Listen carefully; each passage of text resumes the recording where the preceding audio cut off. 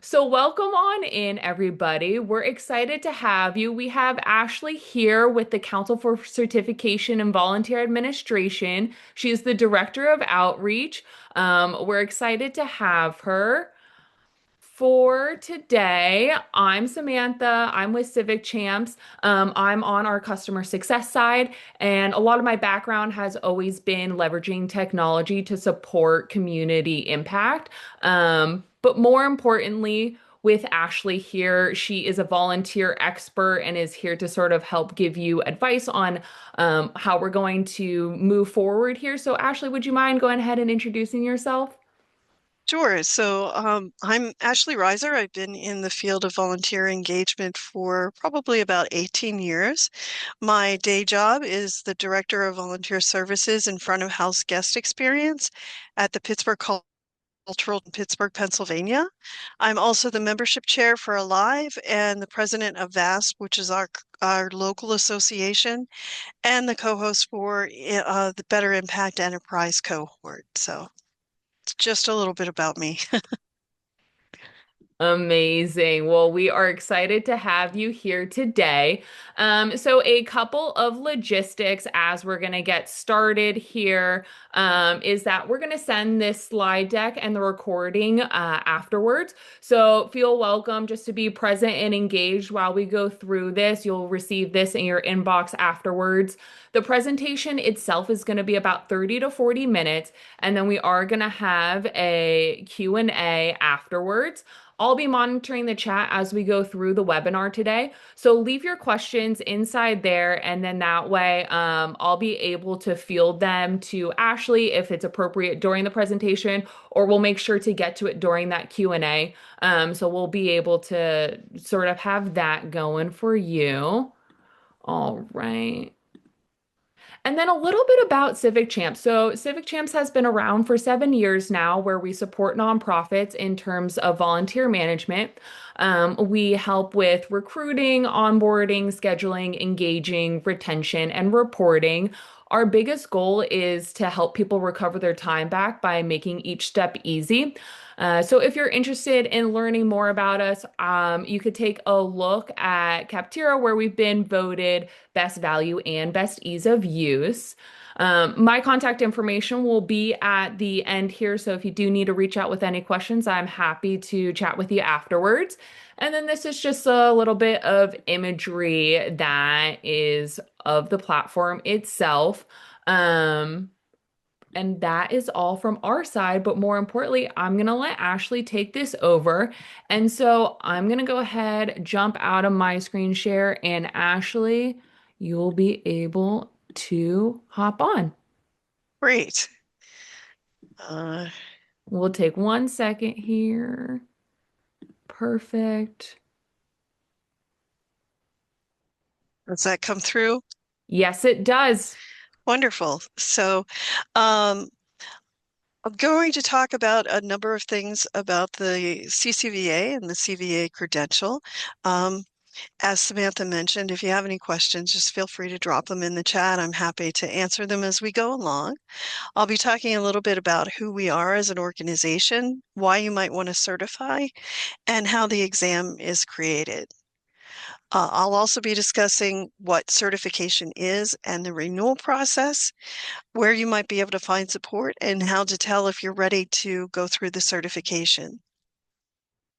So our vision is to create a world where competent, passionate leaders effectively engage volunteers.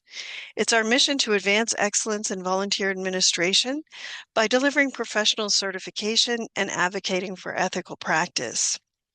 Some of the things that the CVA credential is it's universal and applicable to all settings.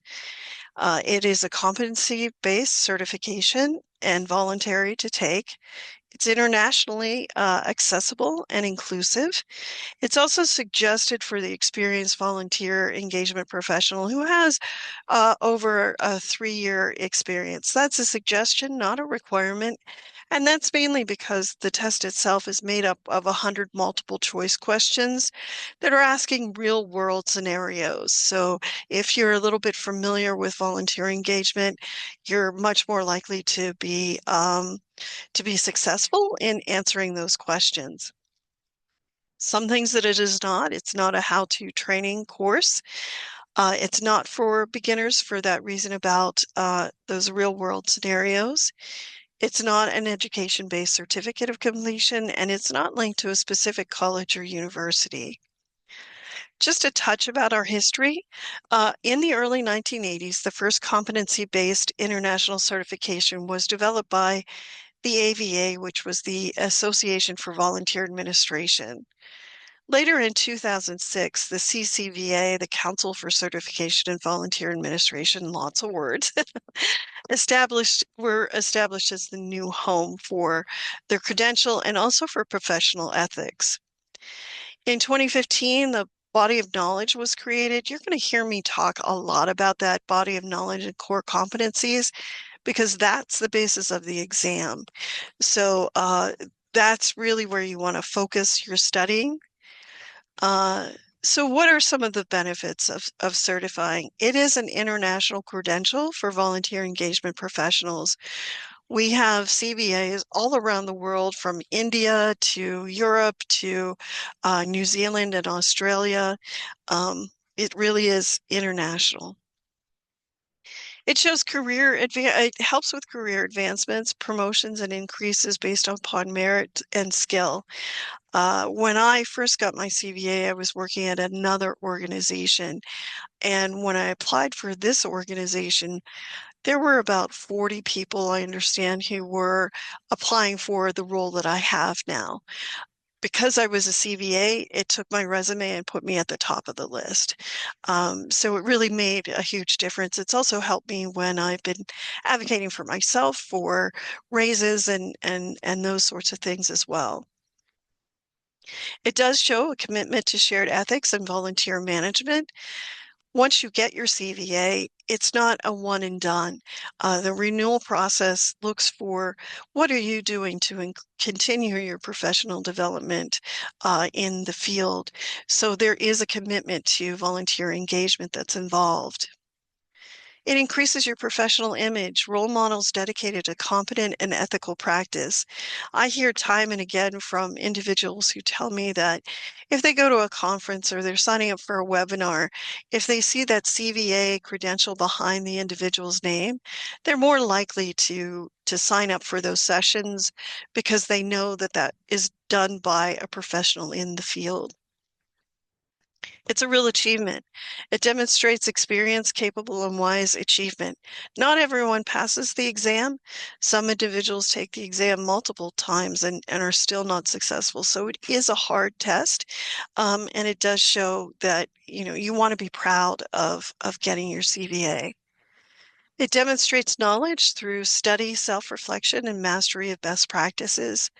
One of the things that I enjoyed the most when I first got my CVA was the process itself. It gave me a lot of time to kind of look into what was important to me in the field and the professional and where I wanted to go with it. It increases your self-esteem by enhancing the ability to lead and inspire. It is recognition. Shows that you're above and beyond in terms of being professional, capable of clear leadership. It demonstrates continuing education. CVAs are asked to stay current with emerging trends, learning, and growth. And I'll get into that as we go along. It's a great networking tool, not only with some of the presentations that the CVA provides, but also if you want to volunteer with the CVA, we're made up of, we have an executive director who's Faiza Van Zant, and then our board and all of our committees are made up of volunteers. That's a wonderful way to connect with leaders in volunteer engagement all around the world. Oftentimes, individuals ask their organization to help provide the cost for completing the CVA certification. In fact, I just had to do my renewal, and I went to my organization and I, championed myself to have them cover those costs, which I was successful in. But there are definitely reasons that your organization, or if you're looking for uh, Opportunities. The CVA exam is created and maintained by subject matter experts with support of a psychometrician. That's just a huge word for someone who studies testing and makes sure that those testing pieces are fair and accurate. It measures knowledge synthesis, real-world application, and mastery of best practices. We have over 1,100 CVAs all around the world. It's a recognized credential for leaders of volunteers, and they're awarded the credential after passing this rigorous exam. Uh, the process is every 5 years after that. Professionals holding the CVA credential commit to upholding a shared set of ethics specific to volunteer management. They receive needed tools and know-how to apply ethics in real-world situations. Definitely, ethics is an important component to what we do. There is an ethics in volunteer engagement webinar that they provide too, if that's something that you're interested in. Definitely check out our website for upcoming dates of that. CVAs are role models dedicated to ethical practice. They demonstrate proficiency and understanding of the body of knowledge and core competencies for volunteer engagement professionals. When individuals join the community, they enjoy networking and colleagues from around the world, may participate in industry research, and are invited to exclusive partner events and learning opportunities. Professionals who take and pass the exam demonstrate knowledge, ethics, and leadership. They are top thinkers in a field that is growing in the 11 countries where CVAs live and work. Part of a CVA's commitment to excellence is a pledge to stay current by keeping up to date with emerging trends, being a lifelong learner, and practicing continuous growth in the volunteer engagement profession. There are a number of things that when you certify, you're able to get, and that includes using the CVA designation behind your name. You receive a digital certification that's Visa's there on the screen. Uh, Back in the day, since it's been a while since I got my CVA back in 2015, they mailed it out to you. So I have mine framed and hanging in my office. I'm really, really proud of it. There is an optional announcement letter that you can get for your employer or others. I really suggest doing that because that shows that your organization and you yourself are committed to providing the best opportunity and experience for your volunteers. And that's something you really want to celebrate, not only in your organization, but definitely out into your community as a whole, because that will help with your recruitment process. If you choose to do so, you'd be registered on the CVA registry on the website. And there are lots of professional development opportunities from joining committees to being on the board of the CCVA. That's something, if you're looking for that type of professional development, something definitely to check out. And you join a community of CVAs all around the world. So now we'll talk a little bit about how the exam itself is created. As I mentioned briefly before, it's out in 2014 when a task force of CVAs, both in the US and Canada, worked together and they adopted the Canadian National Occupational Standards for Managers of Volunteer Resources, which was highly credible and is the current foundation. They also did a survey of over 850 participants, and that in 2015 yielded the body of knowledge and core competencies. That is, again, the basis of the exam. So you'll hear me talk about that a lot. It is on our website. It's definitely something you want to check out for sure. The core competencies, there's 7 of them. They're broken down into 67 tasks. The core competencies include a plan for strategic volunteer engagement, advocating for volunteer involvement, attracting and onboarding a volunteer workforce, preparing volunteers for their role, documenting volunteer involvement, managing volunteer performance and impact, and acknowledging, celebrating, and sustaining volunteer involvement. All of those competencies may be something that sounds really familiar to you, especially if you've been in the field for some time. That's broken down into the 67 tasks that help to make that very successful. Those core competencies are not just the basis of the exam, they're used for other certification programs as well. They're used for curriculum development by trainers and educators. They're a holistic framework for new practitioners. They are a hiring and capacity building tool for HR managers and executives, and they are guidance for individual professional development. So I really suggest, even if you decide maybe you're not ready to take the CVA exam yet, still check out those core competencies. Take a look at them because I think they'll be very helpful for you and give you some guidance as you go forward in your career. The exams created by both the CVA exam committee, made up of volunteers, as well as that psychometrician that I mentioned before, who measures the validity, reliability, and fairness of the exam program, and they're an integral part of the process. The exam itself is made up of 100 multiple choice questions. They are asking how well you recall concepts and procedures and how you apply those to real world situations. They're all based upon that body of knowledge and competency, and they're all weighted equally. It's not an open book, however, so you want to make sure that when you do sit down to take the exam, you don't have any of your study materials around you. You're using only one screen.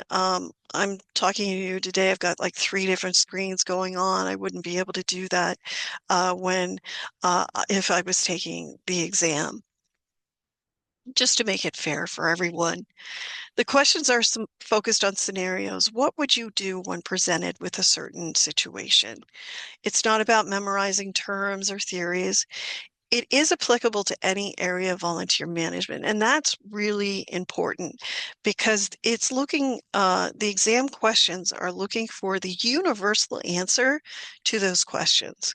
There may be some things that are in your specific field that although you are a volunteer engagement manager in that field, you may do things slightly differently than a volunteer engagement manager in a different field, such as if you work in government, that may be somewhat different than working in animal welfare or healthcare. But the questions are asking kind of what the best answer is on a universal basis, not how well you do your specific job.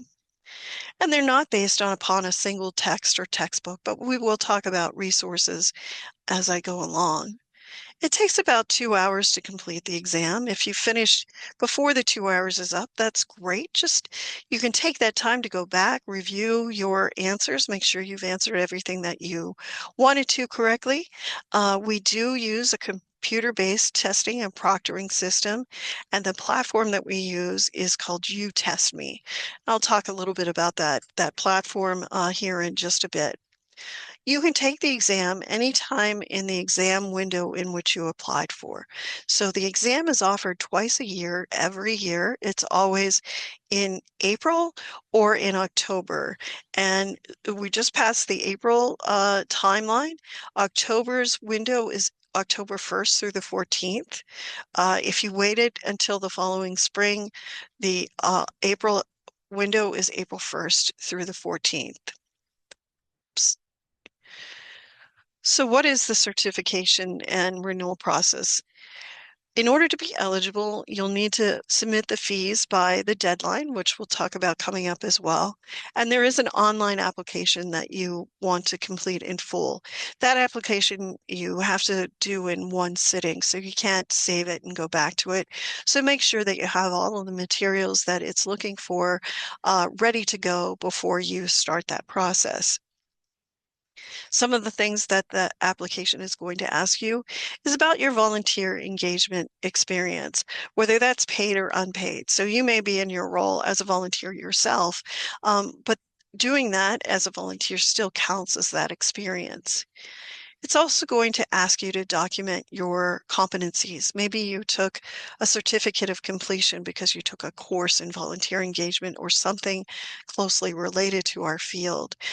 Perhaps you attended a webinar or a conference. It's going to ask all of those things for you to fill out. You'll also have to answer, what does certification mean to you? Why is this important for you to do? And any related education, if you have secondary education that perhaps you've gone through, or again, those certificates of completion may be part of that as well. You'll also need a resume. Uh, Make sure that that's up to date. So if you haven't done that in a hot minute, make sure to just kind of look over your resume and get that up to date when you submit it. And you'll also need a letter of reference. The letter of reference should be from someone who is familiar with your work in the field of volunteer engagement. That might be a CVA that you know. It could be a volunteer that you worked with for a long period of time. It might be your boss or the CEO of your organization. Just someone who can speak to your experience within the field. The application is an online Google form. Um, don't wait until the last minute to apply. I'm a real procrastinator myself. When I took the test, you had to take the test and you also had to do like this little thesis thing. I was writing my thesis thing on December 31st at like almost midnight of that year. So I really waited to the very end to submit. But that's usually when your computer crashes, when something else happens and you're not able to submit things. So give yourself that little advance time just to prevent those kind of Murphy Law situations from happening. Make sure also when you're filling that out, you've got that letter of reference and your resume. You take the exam in the period in which you applied for, and this is really, really important because you're not able to roll over the exam to a later time frame. If you paid for the October exam, you have to take the October exam. Again, the October window was October 1st through the 14th, and that deadline every year is September 1st. For the spring session, it's April 1st through the 14th, and that deadline is always March 1st. The fee to take the exam is $400 US. There's also a renewal fee, which you need to do every 5 years to maintain your credential. It's $150 if you pay between January and May 31st, or $200 between June 1st and December 1st. If you decide that you really want to take the exam in October, you've missed the deadline. You can pay now an additional $50 fee anytime before that exam window closes to be able to be eligible for that exam window. There is a one-time exam retake fee of $125. That really confused me when I first started doing these presentations because I just said you can't roll over the exam. You can't wait until later to take it. You've got to apply when you're ready. The exam retake fee is if you do not pass the first time and you need to take the exam again. That's what that retake fee is about. The payment's non-refundable even if you fail the exam. And again, it can't be rolled over to a future exam period. So a couple of things to do to prepare. Taking the CVA info session, which you're doing today. So you've already completed the first step. You can check that off your list.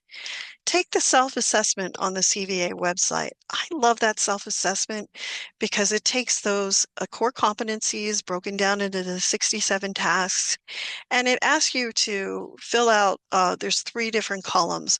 One column is if you got this, you know everything there is to know about that particular task. The second column is you know it okay, but you might be a little rusty on it. And the third one is you don't know anything about it at all.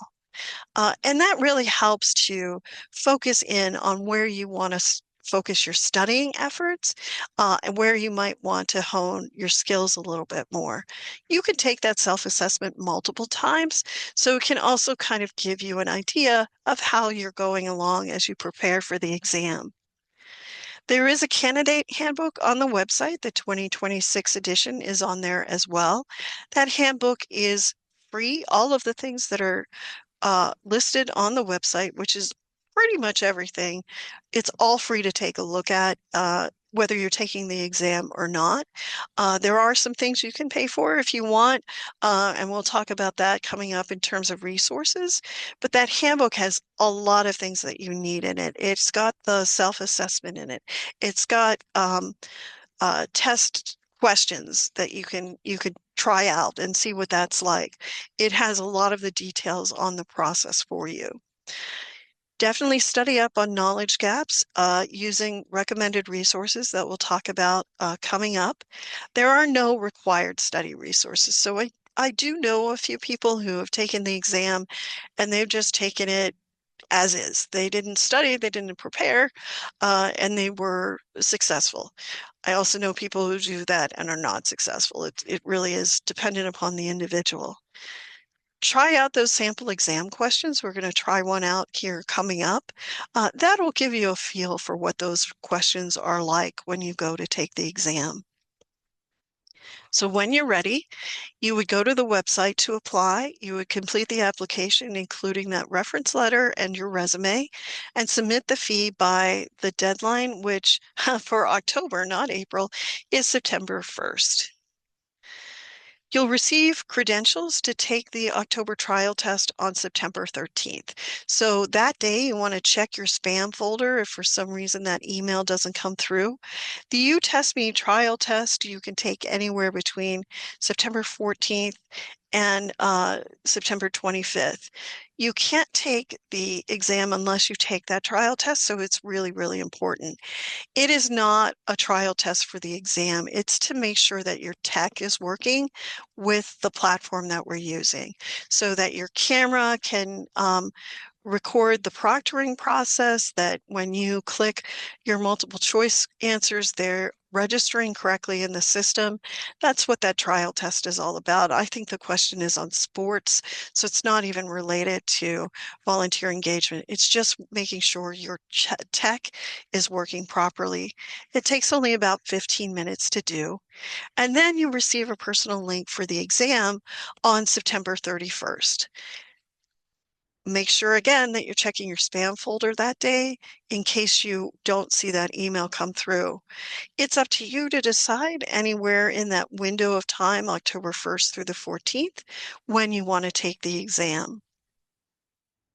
You Test Me provides customer support Monday through Friday from 12 to 8 Central Time. I would highly, highly suggest that when you're choosing a time to take the exam, take it when that customer support is open. They are the tech gurus. They know how to help you if you forget your password, if you can't log in, if you are in a thunderstorm and you lose all your power and you're not able to finish the exam, if your camera goes down. All those tech questions and support, they can answer. So try to choose a time when they're available to help you out. There is a You Test Me manual you can also check out on the website as well, just to kind of give you a feel for what that's all about. Once you log in and take the test, you're taking the test. So you want to make sure if you need a drink or you need a snack, you have all of those things beside you. Remember, it's not open book, so you can't have any test material around you. You also can only use one screen when you're taking the exam. If you need a special accommodation, we want to make sure that the exam is available for everyone who'd like to do it. So there is a form on our website to make sure that we can assist you with that. Once you hit submit and the exam's complete, you don't receive an initial score because everyone is taking the exam in the same window. Although the questions may be in a different order, for that exam window, they're usually the same questions. So we wait until it's all closed before we kind of let you know. And we also ask you not to talk about the exam during that window, just to ensure fairness for everyone.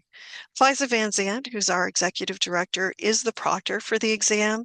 She takes a look at the recordings. She reviews the exam to make sure that there's a passing rate. That passing rate can fluctuate from exam period to exam period, but it's usually right around 80% that you need to pass the exam. Both the testing and the proctoring report do need to have passing scores. And if you do have questions, FISA will answer them after that exam window opens. When you're successful, which I hope all of you are, you'll receive that digital certification via email. If you still want to brush up on some things, just remember you can't defer or roll over your application. Be sure to invest that time in yourself to prepare. We're here for you and we want you to succeed, so you can always reach out to the CCVA and be sure to apply only when you're ready. I'm just going to briefly touch on the renewal process. Samantha, are we still okay on time, or do I need to kind of rush a little bit? We probably could do a little hustle, but you're still good on time. Great. Okay, so I'm just going to briefly mention the renewal process simply because for the renewal, it asks you to uh, talk about what you've done in the past 5 years in terms of professional development. And so in order to prepare for that, it's a lot easier to start that process from year one than like I just did, try to remember in year five what I did in year one to add to that renewal application. There's also a written component to it. There are questions, and you choose the one that you want to answer. It's about 500 to 750 words. So where can you find support? I've already mentioned the CVA Candidate Handbook. Uh, we do receive emails that guide you through step by step, and we again supply accommodations if you need that. You Test Me is the customer support for any tech issues. On the screen there is the self-assessment. It breaks that body of knowledge down into its 67 tasks. That's a great tool. The sample exam questions that are in the handbook, also great tools. There is a textbook that's optional. It's Professional Ethics and Volunteer Administration. It shows up on your screen right here. That does have a cost behind it. When I took the exam, I used the textbook. I read it from cover to cover. It's a really dry read, but I still refer to it from time to time, especially when I'm dealing with those ethical questions and I'm not really sure what the right response should be. Also, Susan Ellis wrote From the Top Down and Engage, which is the electronic journal of the volunteer community. And there are study groups with organizations. If you have a local organization, they may have one. Some national organizations, such as Alive, have them as well. As I mentioned, I used the textbook. There weren't really any CVAs in my area at the time. There was maybe one or two. So I didn't really have access to talking to other people or study groups. But there are no trends in terms of people who use study groups versus people who use a textbook or the different ways that they study. It really depends upon you knowing what type of support works best for you. It takes about 3 to 6 months to prepare, and there's no real average in terms of trends as far as length of years in the field. Be sure to read all of those emails, and you've got the info session already. So again, apply when you're ready, read all of those emails. Give yourself time to be successful. That was really what was important to me. Stay calm about it. It can be stressful, especially if it's been some time since you've taken any kind of testing like this, especially multiple choice questions. Your years of work and your success in your particular field are really valuable to being successful. But again, it's looking at this universal concept. So I encourage you to reach out to people that are outside of your specific field and see how they would respond to those 67 tasks, what they would do in response to that. Take the self-assessment again. That body of knowledge is the basis of the exam. And as I mentioned, study with that universal perspective in mind. Multiple choice exams can be, a little bit intimidating, especially if it's been a while.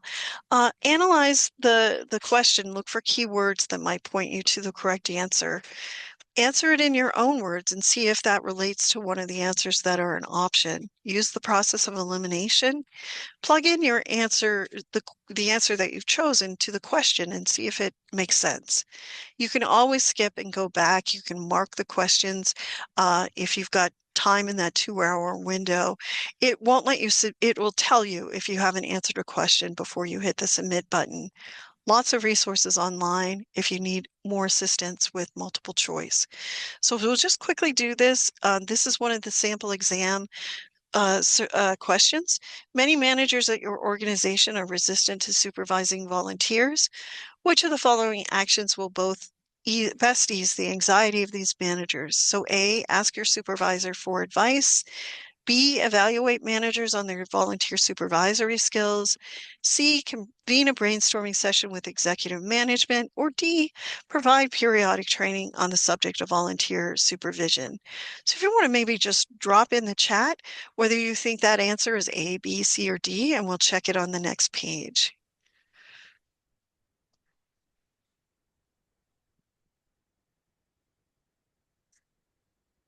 Oh, I'm seeing a lot of D's, so let's check it out. It is D. You're all well on your way to being successful. When you look at those answers, they could all be right. You know, technically you could do all of those things, but there is that one universal best answer. And that's kind of how those multiple choice questions are framed and why it can be a little tricky. But it's taken directly from the body of knowledge and competency. Take that you test me trial test, which we've already talked about. It's not about the volunteer engagement professional field. It's just checking your technology. Make sure you review your answers if you have time. And again, don't discuss the answer or the exam questions until that window is closed, just to be fair to everyone taking it. So again, just to wrap it up, it's not about memorizing what you read. It's on understanding those universal concepts. What would you do when presented with a certain situation? It is rigorous. Not everyone passes. We're certifiers, not educators, which is why we don't provide the study groups or any kind of preparation. And be sure to apply when you're ready, which the next deadline is September 1st for October 1st through the 14th, or March 1st for April 1st through the 14th.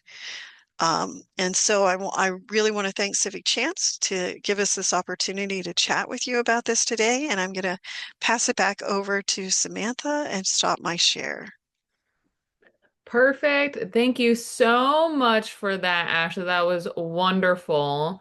All right, let me see if I can do two things at once. It's rare when I can. All right, let's see. Let me get this up and back. All right, so we're gonna jump back into doing our Q&A here. And so let's see. I gotta get back up the chat and then that way. All right. Do we have any questions off the bat? And while we wait for those questions to pop in, actually, since we did have some folks join a little bit on and late and halfway through, I did want to ask your reason again for why you got certified. Oh, that's a great question. I don't remember that I mentioned it. I got certified because my local organization had a CVA come in and talk about the process. And I really was very hungry to learn as much as I could about volunteer engagement. It really appealed to me to go through this process and see where I was and where I needed to be as best as I could in the field. And Mhm. that's what inspired me to take it. And since then I've been advocating for it like crazy. It's really great to be a CVA. It's almost an instant connection with other CVAs that I run into on calls or at conferences. It's a fantastic community to be a part of. Oh, that's awesome. We did have another question pop on in here. If unsuccessful writing in October, do you wait until April to rewrite, or is there a window within the same calendar year that those would write in? So I'm not sure if that means taking the exam or applying for the exam. Mhm. It's only offered twice a year. So those windows are the windows. If you don't have all of your pieces to apply, you would have to wait till April if you're not taking the October one. And also, if you don't pass the October exam, you would submit that retake fee of $125 and you could take it in April. I see another question came in about finding study groups. I would check with your local association if you have a local DOVIA or volunteer engagement professional organization. I do know Alive has a study group that is great, but full disclosure, I'm also on their board as their membership chair.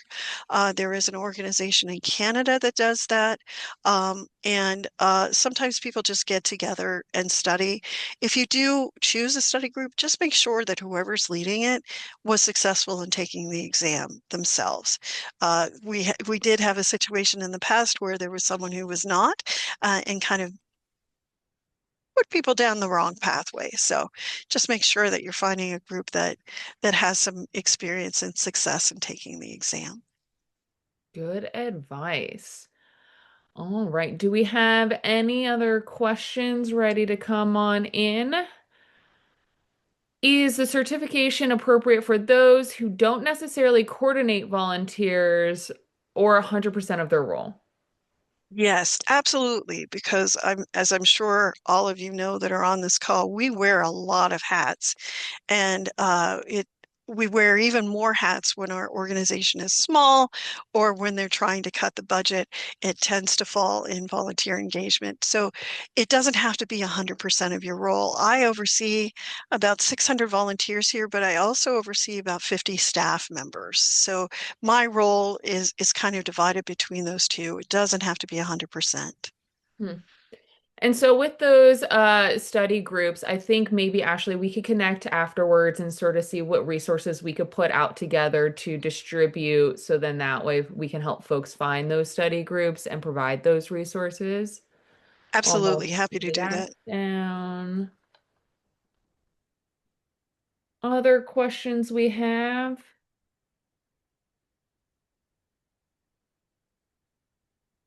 I think that's it. If you do have any questions that pop up post this presentation, you are more than welcome to reach out to either one of us. Both of the LinkedIns are clickable, so then that way you are able to find us there.